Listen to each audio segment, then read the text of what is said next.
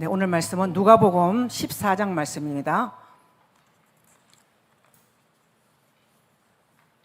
누가복음 14장 25절에서 35절까지입니다. 찾으셨었죠? 네, 교독합니다. 25절 제가 교독합니다. 수많은 무리가 함께 갈새 예수께서 돌이키사 이르시되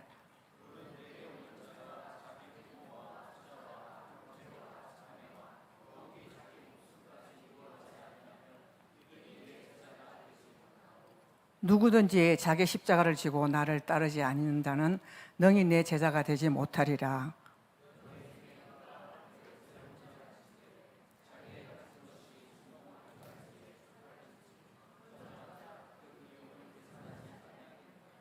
그렇게 아니하여 그 기초만 쌓고 능히 이루지 못하면 보는 자가 다 비웃어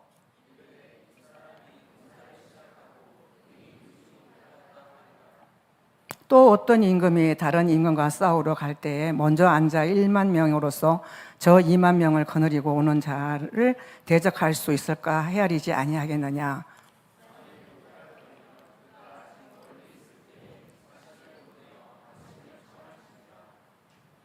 이와 같이 너희 중에 누구든지 자기의 모든 소유를 버리지 아니하면 능히 내 제자가 되지 못하리라.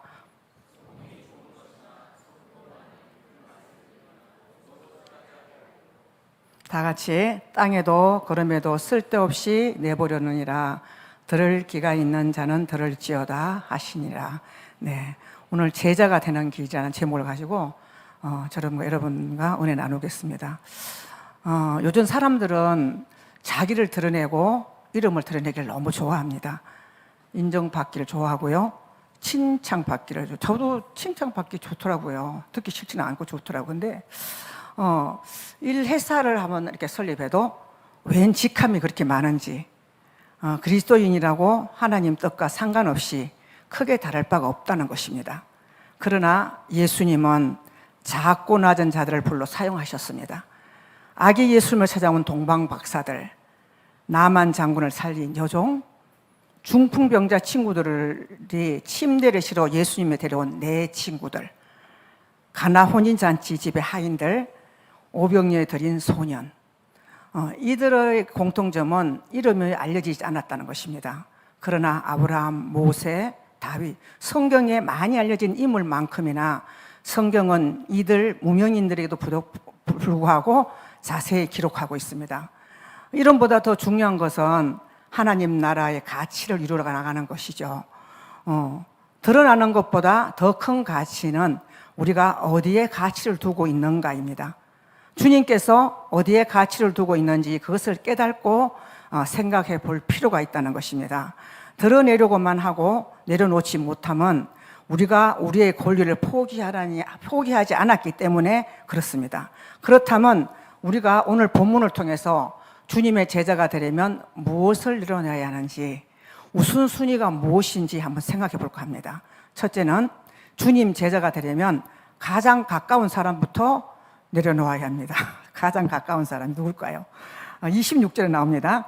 무릇 내게 오는 자가, 다 같이 한번 읽어볼까요? 네, 다 같이 시작. 무릇 내게 오는 자가 자기 부모와 처자와 형제와 자매와 더욱이 자기 목숨까지 미워하지 아니하면 능히 내 제자가 되지 못하고, 이렇게 말씀합니다. 예수님은 정말 우리가 부모님이나 아니면 배우자나 자녀들, 심지어는 우리 목숨까지도 미워하기를 원하시는 걸까요? 아닙니다. 예수님께서 부모를 공경하라고 마태복음 5장 14절에 말씀하셨고, 내 이웃을 자신과 같이 사랑하라고 마가복음 12장 37절에 강력히 공고하고 계십니다. 그러나 미워하라는 말은 절대적이 아니고 상대적 어휘로 보아야 합니다. 부모, 처자, 형제, 자매, 자기 목숨은 돈으로 계산할 수 없는 대상자들로서 마땅히 사랑해야 하지만 예수님보다 어때요? 덜 사랑하라는 것입니다. 그런 의미를 말하는 겁니다. 본절의 말씀을 오해하여서 주의를 한다는 명목을 가지고 가정을 돌보지 않는 행위는 합당치 않다는 것입니다. 가족들을 사랑하고 돌보는 일은 당연한데 먼저 하나님을 더 사랑하고 그 다음 순위인 것이죠. 그러므로 본절의 본질은 사랑의 우선순위를 말하는 것입니다. 가족이라고 할지라도 그 누구보다도 예수님 먼저 사랑하지 않는 사람은 예수님의 제자가 될 수 없다고 오늘 본문에서 말씀하셨습니다. 두 번째는 주님의 제자가 되려면 자기 십자가를 지는 자가 되어야 합니다. 27절에 누구든지 자기 십자가를 지고 나를 따르지 않는 자는 능히 내 제자가 되지 못하고 이렇게 말씀하시죠. 십자가는 로마법에서 가장 잔인한 사형법입니다. 예수님의 참된 제자는 어떤 고난도 감수해야 한다는 것을 십자가를 지는 것으로 말씀하셨습니다. 작은 시련에도 뭐 이래 하고 포기하는 자는 제자가 될 수 없다는 것이죠. 주님은 우리가 믿는 순간부터 우리 인생이 평탄하고 형통해진다고 성경 어느 곳에도 그런 약속이 없습니다. 오히려 고난과 시련을 받게 된다고 말씀하셨죠. 욥기에도 보면 우리 인생은 고난을 위해서 났다 이렇게 말씀하고 있습니다. 많은 연단을 통해 하나님의 뜻을 알기에 더욱 강해진다는 것이죠. 야고보서 1장 2, 3절을 우리가 다 같이 한번 읽어봅니다. 내 형제들아 너희가 여러 가지 시험을 만나거든 온전히 기쁘게 여기라. 이는 너희 믿음의 시련이 인내를 만들어내는 줄 너희가 알미라. 결론적으로 성도는 시련과 고난으로 믿음의 양이 키워야 인내와 소망을 품게 된다는 것입니다. 배의 돛을 우리가 올려놓으면 배는 바람을 타고 안전하게 제대로 올려놓으면 안전하게 항해를 할 수 있지만 그러나 돛의 방향을 잘못 잡아놓으면 그 바람에 의해서 그 방향을 다른 데로 몰고 갑니다. 고난을 당할 때 믿음으로 하나님께 기도하며 하나님 뜻을 구하며 그 뜻을 깨달아질 때 더 큰 영적인 축복을 받을 수 있지만 고난에 대해서 자세가 잘못되면 다시 말하면 기도하지 않고 원망하고 불평만 한다면 고난이 우리를 원치 않는 방향으로 몰고 갑니다. 그래서 고난은 변장하고 찾아온 축복이라고 정의합니다. 다시 말하면 겉으로는 고난같이 보이지만 사실은 축복을 안고 오는 변장된 축복이라는 것이죠. 그러므로 야고보서는 1장 4절에 인내를 온전히 이루라. 이는 너희로 온전하고 구비하여 조금 더 부족함이 없게 하려 함이라. 하나님께서는 고난을 통해서 많은 레슨을 하나님의 뜻을 구별하고 고난을 주신 이유를 알아 성숙된 신앙이 된다는 것입니다. 따라서 시련과 고난을 겪을 때 이상한 일 당하는 것처럼 이상히 여기지 마시고 이 고난이 왜 나에게 찾아왔을까라는 질문과 함께 이 고난을 잘 견디어 십자가를 질 수 있는 사람이 예수님의 제자의 자격이 갖춰진다는 것입니다. 세 번째, 예수님 제자가 되려면 나의 귀중한 것도 버리는 자가 되어야 한다 이렇게 써요. 참 어려운 말씀인 것 같아요. 33절에 이와 같이 너희 중에 누구든지 자기의 모든 소유를 버리지 아니하면 능히 내 제자가 되지 못하리라. 소유가 여러분들 뭘까요? 소유가 자녀일까요? 물질, 자신, 다입니다. 다. 우리가 귀하게 소중하게 여기고 움켜쥐고 절대 놓고 싶지 않는 것들이 다 소유인 것입니다. 자녀를 생각해 한번 해봅시다. 자녀는 하나님의 부모에게 주신 선물이죠. 젊었을 때는 부모의 기쁨이 되고 노년에는 부모의 의지처가 됩니다. 정말 그런 것 같아요. 아이들이 3살, 4살까지 부모에게 재롱을 주는 것이 부모에게 평생 효도를 하는 것이래요. 근데 커서 어떤 애도 그 아이들이 부모의 든든한 의지처가 됩니다. 그렇지만 하나님은 이러한 귀한 선물을 하나님보다 더 사랑하기를 절대 원하지 않는다는 것입니다. 흔히 우상이라 하면 우상은 불상 같은 거 아니면 어떤 조각에 새겨진 것을 우상이라고 생각하시죠? 아닙니다. 여러분의 자녀도 우상이 될 수 있다는 것입니다. 마태복음 10장 30절 다 같이 한번 읽어볼까요? 아버지나 어머니를 나보다 더 사랑하는 자는 내게 합당하지 아니하고 아들이나 딸을 나보다 더 사랑하는 자도 내게 합당하지 아니하며 라고 말씀하시죠. 자녀에 대한 욕심과 걱정을 내려놓으십시오. 네, 자녀는 여러분의 것이 아니에요. 하나님 것이에요. 근데 실감이 안 날 거예요, 분명. 근데 저는 분명히 자녀는 하나님 것이라고 저는 제 생활 속에서 저는 깨달았습니다. 여러분의 자녀들을 향하여 더 많이 생각하고 더 많이 하나님은 걱정하고 바라보고 키우신다는 것을 여러분 믿으시기 바랍니다. 제가 우리 아이들을 이제 양육할 때, 그때는 아이들이 어릴 때 남편이 예수 믿는 것도 반대했고, 그래서 아이들한테 정말 양육을 못했어요. 말씀을 읽어보라, 아이들을 안고 기도를 해준다, 아니면 뭐 교회 생활을 이렇게 해야 된다, 그런 양육을 저는 전혀 해보질 않았어요. 그리고 겨우 내가 아이들을 체크하는 것이 교회 갔다 왔니? 이 말 외에는 저희들은 아이들의 어떤 양육도, 요새는 뭐 얼마든지 양육하는 이렇게 책들도 많잖아요. 근데 그때는 그런 것도 없었고, 그냥 말씀을 읽어주고 기도해주고 찬양하고 가르쳐주고, 하여튼 그런 큐티도 그때는 없었어요. 근데 그렇게 애들을 양육을 정말 저는 너무 지금 생각하면 아이들한테 미안할 정도로 양육을 못했습니다. 그리고 또 이제 더 이제 자식이 내 자식이 아니라고 내가 깨달아진 것은, 자식을 15살 때 잃고 난 뒤, 제가 그 아이들 3명을 키우면서 내 자식인 것처럼 정말 귀하게 키웠는데, 자식을 먼저 천국을 딱 보내고 보니까, 자식이 내 것이 아니구나. 내 것 같으면, 내 자식 같으면 내가 왜 이 자식을 못 살려? 살릴 수 있지. 이런 생각을 하면서, 자식도 내 것이 아니구나. 운도 내 것이 아니구나. 금도 내 것이 아니구나. 이 세상의 모든 것은 내 것이 아니라, 그때 처음 인생의 주인이라는 것이 고백되어졌습니다. 그러다 보니까 아이들한테 정말 제가 무관심하고, 뭐만 열심히 했을까요? 주의 일만 열심히 했습니다. 정말 여기도 순복음교회 교구장이고 이러면요, 보통 교회 전도사와 똑같았습니다. 월요일 하루만 놀고 화요일부터 주일까지 왜 그렇게 바쁜지요. 신방하고 전도하고 뭐 전도사님 쫓아다니면서 신방하고 너무나 바빠요. 주의 일만 저는 했어요. 앞만 바라보고. 그리고 아이들은 교회 갔다 왔니? 이 소리 외에는 그 어떤 것도, 그리고 공부해라, 이 외에는 아이들한테 어떤 양육했다는 생각이 들지 않아요. 너무나 미안할 정도로 저는 아이들의 양육을 정말 못했어요. 정말 어떻게 생각하면 나쁜 엄마죠. 그죠? 굉장히 부족한 엄마죠. 그런데 이 아이들이 중학교, 고등학교, 대학까지 교회를 잘 안 가고, 교회 갔다 오면 엄마 내가 알아서 해, 엄마 그만해, 뭐 하여튼 계속 그렇게 아이들이 반항하고 그냥 교회 얘기만 하면 막 짜증내고 이랬었어요. 근데 그 이유가 뭘까? 그러니까 아빠가 워낙 반대하니까 아이들이 교회 얘기만 나와도 알레르기 현상이 일어나는 거야. 그 우리 아이들이 그때 얼마 전에 우리 목사님 우리 집에 신방에 하시면서 우리 아들이 고백하는데, 엄마가 너무 미웠대요. 엄마가 믿지 않으면은 아빠가 이렇게 화도 안 내고 이랬을 텐데 왜 엄마가 믿어? 정말 엄마가 미웠대요. 그 당시 처음 저한테 고백하는 거예요. 미웠었을 거예요. 그렇게 아이들을 정말 양육하지 않고 키웠는데, 그러다 이제 교회 갔다 왔니? 이 말만 묻고 있는데, 나중에 걔들이 이제 결혼을 했어요.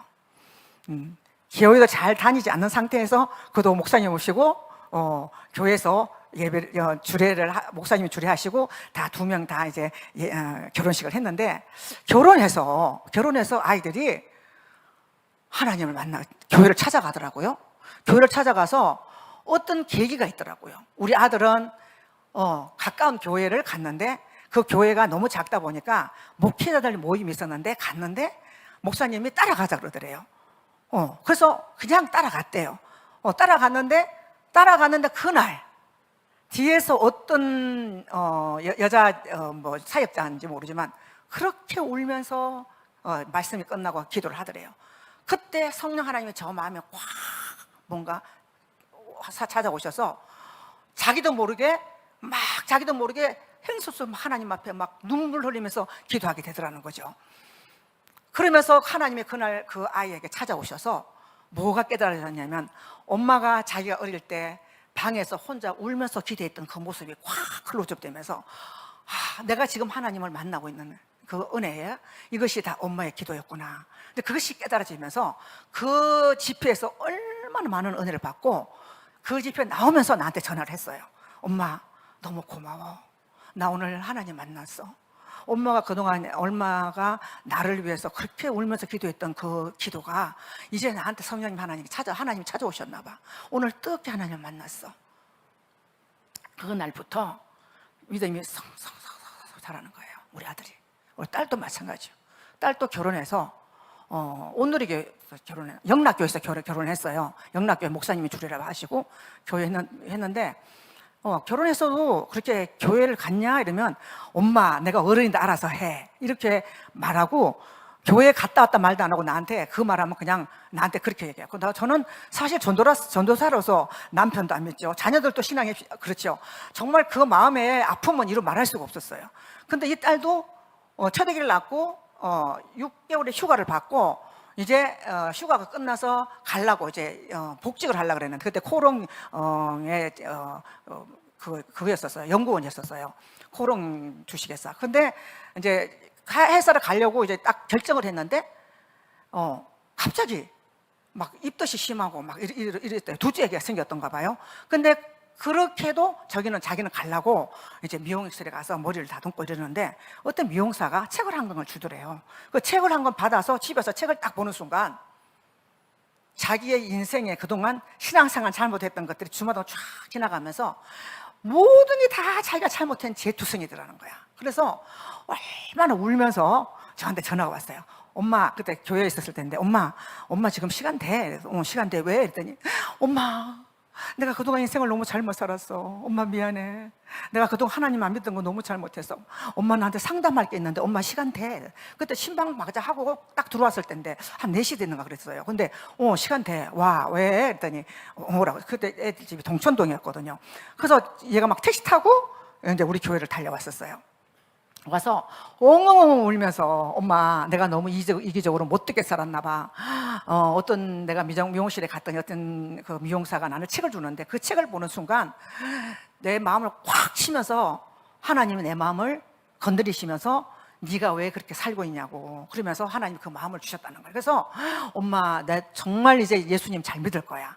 그때부터 시작해서 지금까지 신앙이 팍팍팍 자라는 거예요. 그래서 저는 어떻게 생각하냐면 물동이에다가 물을 팍 퍼붓는 은혜, 갑자기 물동이에다가 물을 팍 퍼붓는 그런 은혜를 우리 아이들에게 주셨어요. 그래서 지금까지 교회 생활 그런 거를 너무너무 교회의 어떤 일을 잘 감당하고 열심히 하고 신앙관이 너무 반대서 이번에 남편이 그렇게 어려운 걸 겪으면서 저는 아이들한테 얼마나 많은 위로를 받았는지 몰라요. 저보다 신앙이 더 좋더라고요.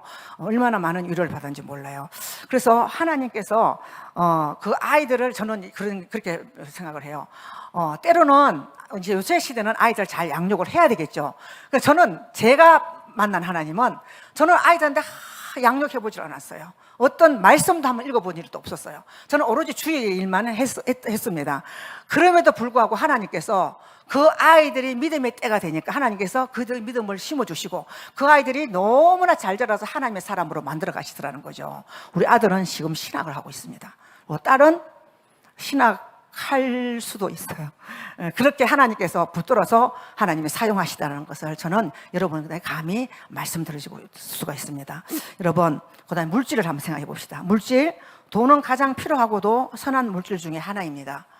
돈은 일만 악의 뿌리라고 했는데 아닙니다. 디모데전서 6장 10절에 보니까 돈을 사랑함이 일만 악의 뿌리가 되나니 이렇게 말씀하셨습니다. 하나님께서 결코 돈을 악이라고 하시지 않고 돈을 사랑함을 이렇게 말했죠. 다시 말하면 돈만 사랑하는 것을 말합니다. 하나님 우리에게 물질을 소유하고 개인의 재산을 가질 권리를 주셨습니다.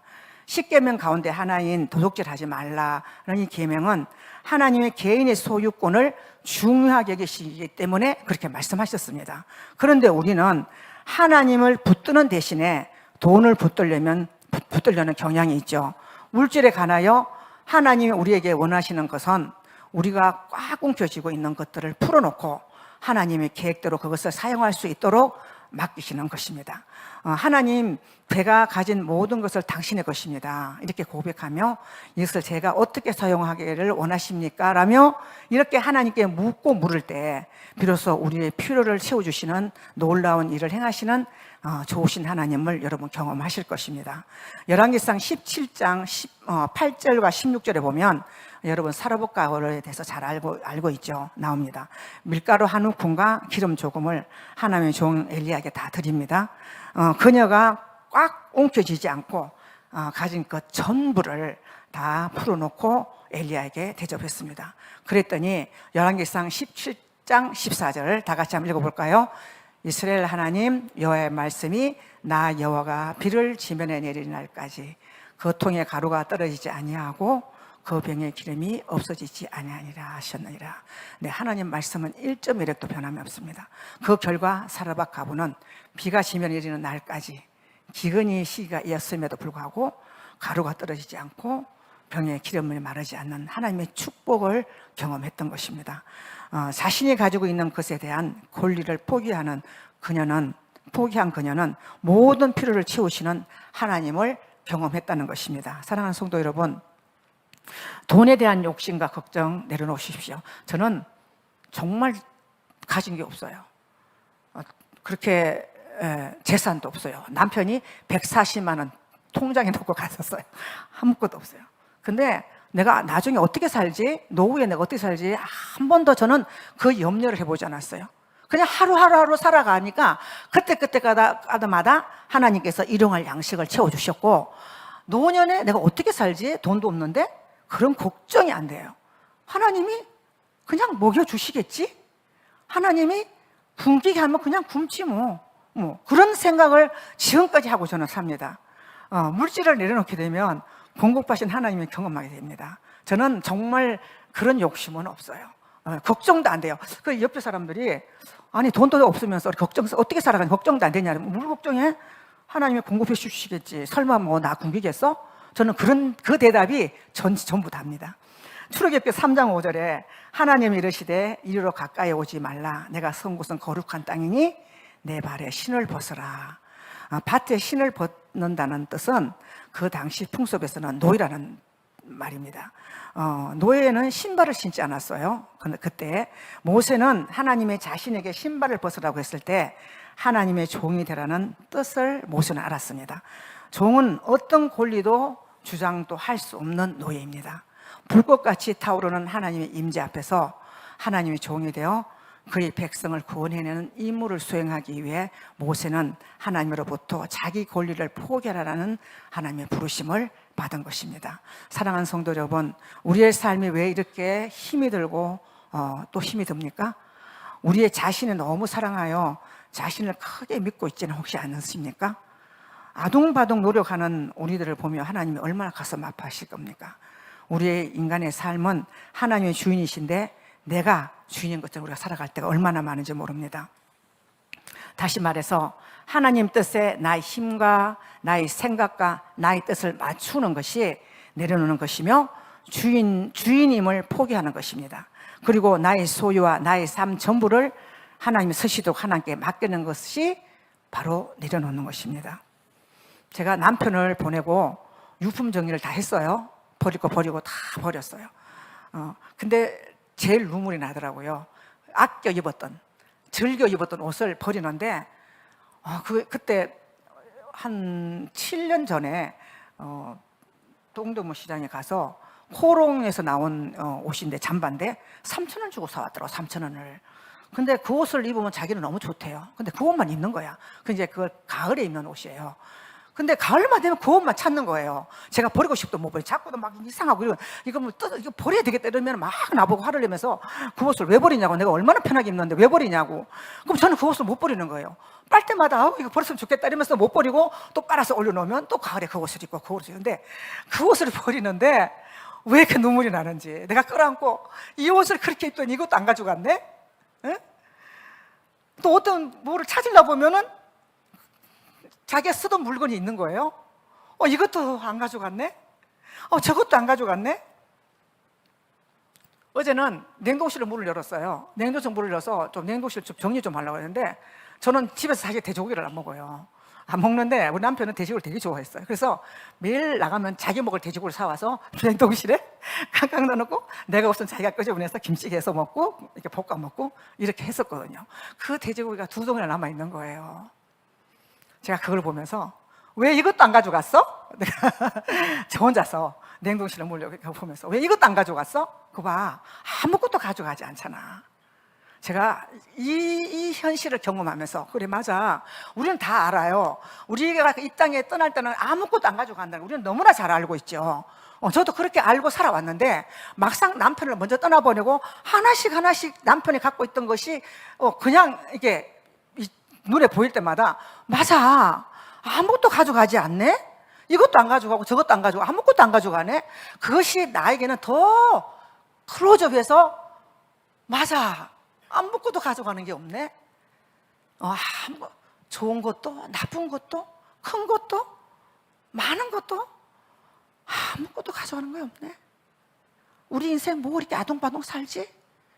그냥 그 하나님 기뻐하시는 삶을 살다가 때가 돼 하나님 부르시면 가면 되겠네? 그런 생각이 저한테 더 커지는 거예요. 그러니까 어떤 생각이 돼요? 천국의 소망이 더 커진 거예요. 천국이 도대체 제가 아침 나올 때마다 여보 나 지금 교회 가, 당신 천국 좋지? 그렇게 안 갈라 그러더니 가니까 어때? 너무 좋지? 제가 미친 사람같이 그러고 나와요. 그러고 나와 교회 오고 또 들어가면 어떨 때는 눈에 사진이 이제 작은 방에 있는데 작은 방에 사진이 보이면 나 갔다 왔어. 천국 좋지? 나도 머지않아 갈 거야. 저는 그러고 하루를 살아갑니다. 사랑하는 성도 여러분, 진정으로 내려놓을 때 하나님께서 채워주시기 시작합니다. 자신을 한번 돌아보십시오. 가장 불편했던 것들이 무엇인지. 불편한 것일수록 본인이 생각하는 우상일 수가 있습니다. 그러나 내려놓고 나면 성도 여러분 자유와 기쁨과 평안을 누릴 수가 있습니다. 여러분 내려놓으면 평안해요. 갖고 지고 움켜쥐고 하려니까 불편하고 힘들죠. 내려놓으면 너무 편합니다. 그리고 하나님께서 책임지는 것을 경험할 수가 있습니다. 내려놓으십시오. 내려놓으십시오. 네, 그리할 때 저라 여러분은 참 주님의 제자가 될 수가 있습니다. 네, 아멘입니까? 네. 그 내려놓는 작업이 어렵지만요, 정말 기도하면서 하나씩 한꺼번에 내려놓을 수는 없어요. 하나씩 내려놓으면 나중에 다 내려놓을 수가 있어요. 그러면 우리 삶이 너무 평안해집니다. 제가 그런 경우 갖고 쉬려니까 불편하고 힘들고 어려워요. 근데 하나씩 저는 지금 막 지고 움켜쥘 게 없어요. 움켜쥘 게 없어요. 정말 저는 움켜쥘 게 없어요. 뭐 재산이 많나? 뭐 집이 큰 집이 있나? 돈이 많나? 아무것도 없어요. 움켜쥘 게 없고. 그러니까 저는 너무 지금 편한 거예요. 편하고 천국만 바라보게 되더라고요. 이 땅에 사는 동안 정말 하나님의 주어진 시간에까지 내가 주의 일을 열심히 하고 또 여러분을 너무 사랑하고 천국 백성으로 같이 우리가 나아가면서 정말 주님의 제자가 되는 길은 내려놓으면서 끝까지 갈 수 있다는 것을 여러분에게 제가 고백합니다. 여러분 내려놓으십시오. 네, 찬양합니다. 주가 일하시네.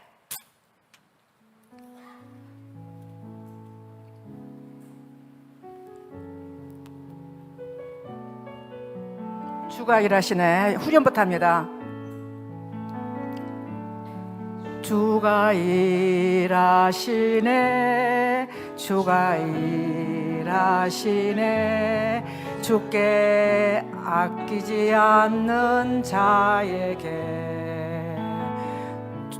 주가 일하시네. 주가 일하시네. 신뢰하며 걷는 자의 날이 저물어 갈 때,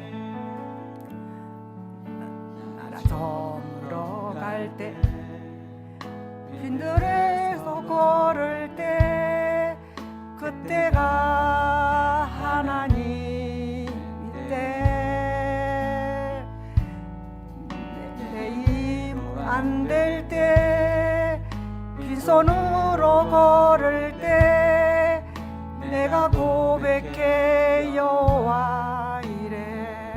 주가 일하시네. 주가 일하시네.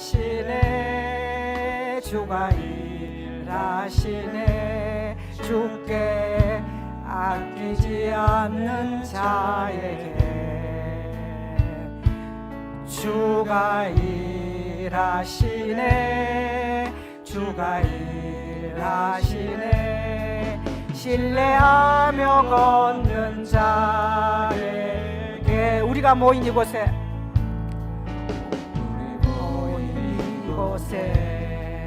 주님 함께 계시네. 누리네.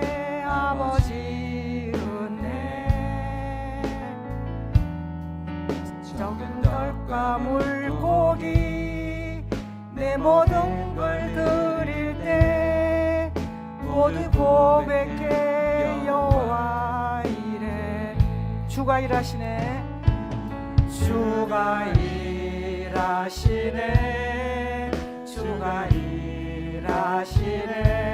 주께 아끼지 않는 자에게 주가 일하시네. 주가 일하시네. 신뢰하며 걷는 주가 일하시네. 주가 일하시네. 주가 일하시네. 주께 아끼지 않는 자에게 주가 일하시네. 주가 일하시네. 신뢰하며 걷는 자에게. 이렇게 기도합시다. 오늘 주님의 제자가 되는 길은 우리가 가장 소중한 것을 내놓으라고 했습니다. 주님, 제가 주님의 제자가 되기를 원합니다. 주님, 제가 주님의 제자가 되기를 원합니다. 성령께서 나를 붙잡아 주소서. 성령께서 나를 붙잡으소서. 다 같이 주님의 세 번을 부르고 기도합니다. 주여, 주여, 주여.